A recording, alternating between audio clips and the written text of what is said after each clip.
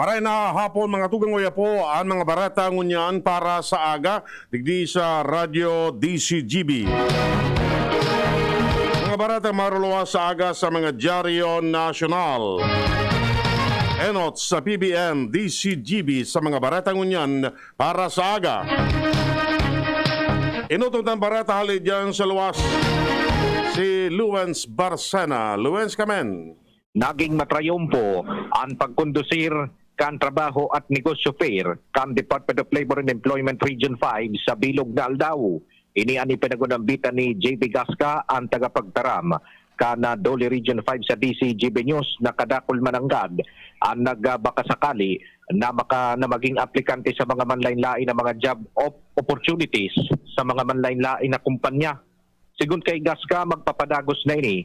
Asin sigun sa iya ang mga programa na ini talagang saro sa mga prioridad kan Dole apisar kan tupad tangani ng matawan ni na empleyo ang mga Bicolano lalo pang nagbubukas na ang ekonomiya. Ana pangapudan sa nanaragas ka sa publiko na suportaran ang sa indang programa tangani ng pag-abot kan mga aldaw ang mga siring kining bagay mas lalo pang mapahiwas may kinaraman sa pagtaon ng empleyo sa mga Bicolano. Dagdag na Bareta, LBB. Miaras tanto si Hans Galera may dagdag man na istorya. Hans, kamen. Nakula ang ngunyanan pasasalamat ni Alcalde Noel Rosal dahil saan sa okay na awardaan kan United Nations Educational, Scientific and Cultural Organizations o UNESCO bilang outstanding o 2021 outstanding UNESCO Club Public Servant sa kategorya ng Good Governance. Sa pahayag ni Alcalde Noel Rosal may kinaraman sa pagresibika na nasambitan ng rekonosimiento sa ini sa resulta kan pagtarabangan asin pag-implementar kan gobyerno lokal kan Legazpi kan sa mga programa asin na proyekto sa pakikipagtabangan sa manlain-lain na mga barangay asin city council pati naman department heads. Sigun sa iya na man sa pinag-orgulyo kan sa intang gobyerno lokal iyo naman ng sa solid waste management, infrastructure development, risk reduction management asin ang pagayon kan tourism industry, culture, biodiversity asin man ang sistema ng edukasyon. Sinabi ni Rosal nakalihis sa taon 2018 sa nagresibir naman ka na siring na award. Alagad sa ngunya nagpromisa ang alkalde na ipapadagos pa ini sa mga maabot pang taon. Dagdag na Bareta, ang Galero, DZGB.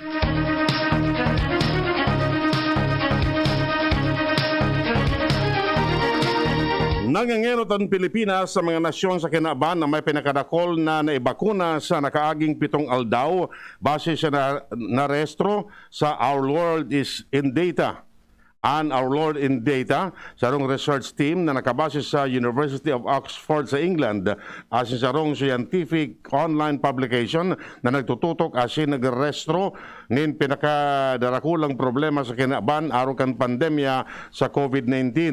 Sinabi ni Acting Presidential Spokesman asin Cabinet Secretary Carlo Alexis Nograles, poon kan Desyembre 1, ang Pilipinas ang top 1 sa pinakang dakol na naitudok ng mga bakuna sa COVID-19. Nang ikaduwa ang Thailand, ikatulo ang China, ikaapat ang India, panglima ang Indonesia, asin panganom ang Estados Unidos. Ang mga nasyon na ini may sobra sang 14 milyones na populasyon. Meron na nag-ikaapat man ang Pilipinas sa mga nasyon sa kinaban na may pinakadakol na naibakuna sa lausyanan ng sarong aldao o narehistro sa 2.8 milyon. Nag-apelar ang sarong lehislador sa Interagency Task Force na tawanin prioridad ang pagbakuna sa mga aking maedad na 5 hasta 11 anyos bago pa man iniya tugutan na magpartisipar sa face-to-face classes. Sinabi ni San Jose del Monte City Representative of Florida Robes na parehong standards ang ipapasunod para sa mga estudyante sa kolehiyo asin sa kinder asin elementary schools. Sa iyang sinabi na kung ang mga nasa kolehiyo tinugutan na magklase na fully vaccinated na, mas lalong dapat matawanin proteksyon ang mga aking estudyante na bako pa bakunado.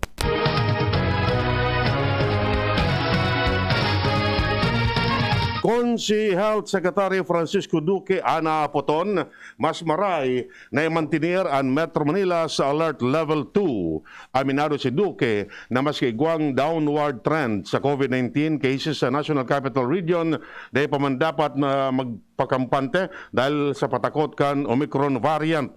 lauman na ang paghalangkaw na mobility asin madakulpaan maruluwas na tao asin mamasyar sa mga mall asin iba pang lugar ngunya na Christmas season. Apesar kini, kontento man si Duque sa mas tinurusan na restriction kasabay na kan sagiraray pagbukas nin mga negosyo para makabawi ang ekonomiya. Mantenido ang alert level 2 sa Metro Manila sa Disyembre 15 maging sa iba pang parte kan Pilipinas. Pwedeng magtagaman gobyerno nin shuttle service para magpalunad nin mga pabakunadong persona, lalo ng mga senior citizens as inigwanin comorbidities kun kinakaipuhan. Sinabi ni Health Undersecretary Maria Rosario Vergere na ini mangyayari sa ikaduang kabtang kan mass vaccination drive sa maabot na Disyembre 15 hasta 17 kung saan asinda matutok na sa mga pabakunado. Siyang ipiniliwanag na ang tatawanin atensyon kan mga volunteer iyon pagbakuna sa mga nasa A2 asin A3 category. Sisiripon kan Department of Health kung posibleng pahaliputon, giraray sa tulong aldaw ang quarantine period sa mga returning overseas Filipinos na negatibo sa COVID-19. Ini matapos na i-require kan Interagency Task Force at mga ROF na maabot hali sa mga nasyon na daikarabanan sa red list na mag-quarantine sa laog ng 5 aldaw dahil sa posibleng patakot kan Omicron COVID-19 variant. Sigun kay Health Secretary Francisco Duque, nag-alat pasindangon niyan ng mga karagdagan na informasyon asin datos mananangod sa Omicron variant para maaraman kung babago ninda ang quarantine period. Sinabi pa ni Duque na wala pa man ni na restrong nagadan dalan sa Omicron asin nababa siya na ang tsansang ma-hospital ang mga positibo sa nasabing variant lalo na ang mga bakunado. Hinagyat ni House Deputy Speaker Rufus Rodriguez ang mga namamanuaan na aprobitsaran ang ikaduang ornada kan bayanihan bakunahan sa masunod na semana. Sa iyang sinabi na importanteng masustineran ang matrayumpong vaccination campaign kan gobyerno sa paaginin pagtudok nin booster shots. Sa iyang ipiniliwanag na dugang na proteksyon ini kontra sa Omicron na variant kan COVID-19. Nag-apelar man siya sa mga pabakunado na magpatudok na nin bakuna sa pagsasabi na sa paagi kaini magkakaigonin proteksyon kontra sa virus ang mga bakunado.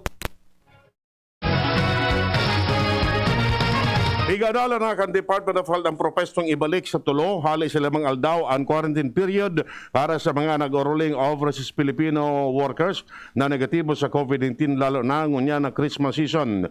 Ini matapos bagohon kan Interagency Task Force ang quarantine protocol para sa mga biyaherong nag-abot sa nasyon na dai sa red list sa tahaw kan patakot kan COVID-19 Omicron variant. Alagad, aminado si Health Secretary Francisco Duque na mas maray na latunpaan mga datos sa sinibapang informasyon. Sinabi niyang maski may mga initial na pag-aadal na mild ang epekto kan Omicron, pinakamaray na gibuhon iyo ang antabayan ang final na resulta kan pag-aadal kan World Health Organization kasabay kan pagsunod sa health protocol. 77 na sanang lugar sa interong nasyon ang mantinidong nasa lindong kan granular lockdown mantangan kaso kan COVID-19 padagos ng nagbaba. Iniyan pahayag ni DILG Secretary Eduardo Anyo sa pagsasabi na ang Cordillera Region ang may dakol na lugar na nasa granular lockdown may 33, 8 sa Metro Manila na ang gustong sabihon na efektibo ang alert level system mantang padagos naman na nagbaba ang kaso kan COVID-19. Idredag pa man niya na nagbaba na ang bilang kan mga nagsuhay sa health protocols.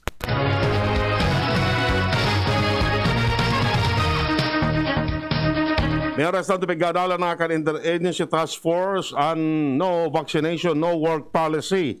Ang lakdang kasunod man kan na pagkontra o pangapudan na papundohon ang direktiba hali sa grupo nin mga obrero asin nagkaparang kongresista sa pagdangog kan House Committee on Labor and Employment. Sinabi ni Health o DOH Secretariat Undersecretary Charid Mercado Grande sa mga kongresista na sangunyan pigadalan pa ang polisiya. Alagad, aminado siya na padagos pa manggiraray ang implementasyon kan polisiya Apisar kan review kini kan iyataf kontra mandigdi si Congressman Raymond Democrito Mendoza, Vice Chair kan committee na dapat ipapundong una ang pulisya mantang pigadalan pa kan iyataf na pag-araman na nagpadara naman in surat si Committee Chair Congressman Eric Pineda sa iyataf na naghahagad na papundohon una ang implementasyon kan No Vax No Work policy na sigun sa inda discriminatory sa mga empleyado. Sigara Rayman na malansar ang pagtiripon ang committee matapos na dai naman magatindir ang maski sarong opisyal kan iyatap. Pag-aadalan kan Department of Health kung pwedeng matugutan ang face-to-face visitations para sa mga persons deprived of liberty sa panahonin Pasko. Sinabi ni Health Secretary Francisco Duque na sinda nakikipag-koordinar man sa Bureau of Jail Management and Penology at sinapag-aadalan ninda kung ano ang mga health protocols na pwedeng maipasunod. Idinadagdag pa man niya na hihilingon ninda kung ano ang pagturos ng paghigpit na pwedeng gibuhon. Enot kay niya, sinabi ni BJMP spokesman Jail Chief Inspector Xavier Solda na dayman sinda ni narehistrong bagong kaso ng COVID-19. Yan mga tugang nga detalles kan mga bareta ngunyan para sa aga digdi sa Radyo DZGB. Sa pangarang kan mga pagriba, Ronald Baldo asin Manito Tanya sa lado technical. Kami po ang nagatud kan bareta. Ako po si Francia May Borras. Ako ma po si Edwin Peralta nagsasabing mabalos kan sino pagantabay. Robust